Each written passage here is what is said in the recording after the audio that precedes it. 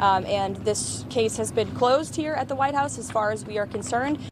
Case has been closed. You heard it there from White House Press Secretary Caroline Leavitt a week after editor-in-chief of The Atlantic, Jeffrey Goldberg, published his shocking story about having been accidentally added to a group chat on Signal by Trump's national security advisor, Mike Waltz. That group chat included other top Trump administration officials texting about imminent plans to mob the Houthis in Yemen. Joining us now is Mr. Goldberg himself. Jeffrey, you have had quite the week. Secretary Hegseth accused you of, quote, peddling hoaxes. It wasn't a hoax.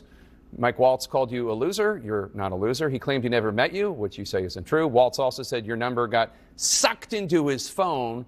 Now, some have posited that maybe Waltz was, when he was setting up the Signal group, was also trying to add somebody whose last name started with G-O, Goldberg, in your case, Sebastian Gorka, head of counterterrorism at the White House. Is that a plausible theory to you? And what's your general reaction to how they've attacked you? Well, yeah, the Gorka thing is as reasonable as anything else. Somebody mistyped a name into the chat. It happens all the time to people who are going fast. It doesn't usually happen in relationship to an imminent bombing of Yemen, but it happens to people all the time on their phones. My general reaction is they have one playbook, which is when they get caught on something, they deny and they attack. They issue ad hominem attacks on a lot of reporters, not just me. You, on occasion, have been the target of these sorts of ridiculous attacks, so have a lot of our colleagues. Sometimes it works, either because the person they're attacking is bullied or intimidated, but we're not bullied or intimidated. And it doesn't work when the goods are just there, visible for everybody to see. I mean, they can say that, I don't know, that it's fake news. I mean, Donald Trump literally said it's fake news, but it's actually real. His own White House acknowledged that it was real. This is a thing that happened on Signal. It was obviously, from my perspective, a massive breach of national security. They are shutting down the file on this. I would only say that if this happened 6 months ago, and it was Tony Blinken, the former Secretary of State, and Jake Sullivan, and Kamala Harris talking about an imminent strike on some location in the Middle East, I don't think that Pete Hegseth and Donald Trump would be dismissing it out of hand. I think they would be going to town on it, and probably rightfully so, because it does represent a pretty big breach. Big breach. Look. Everybody knows, and just assume right now, I could insert right now so many clips of Donald Trump or Pete Hegseth or Mike Waltz decrying all the national security issues that were legitimate, and we covered them as legitimate in 2016 with Hillary Clinton's private server. And that was in no small part why Mr. Trump won in 2016, because of concerns that she wasn't taking classified materials seriously enough. But I guess nothing matters anymore. The Wall Street Journal, we should note, reports that 2 U.S. officials also said that Waltz has created and hosted multiple other sensitive national security conversations on Signal with cabinet members, including separate threads on how to broker peace between Russia and Ukraine, as well as military operations. I guess, first of all, you weren't included on any of those, were you? And would you be surprised if he was doing this?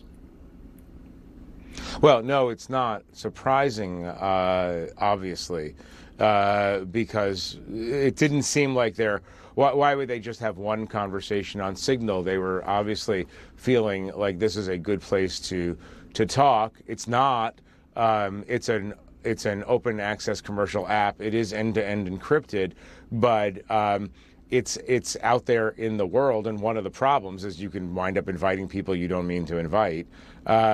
So it wouldn't surprise me at all if they were using it. Alas, the Yemen Houthi conversation was the only one I was invited to. But, interested in the policy arguments in this thing, but when they started pivoting toward very, very secret, imminent attack plans when planes are launching from aircraft carriers to attack Yemen, I felt just as an American, like, wait, guys, what are you doing?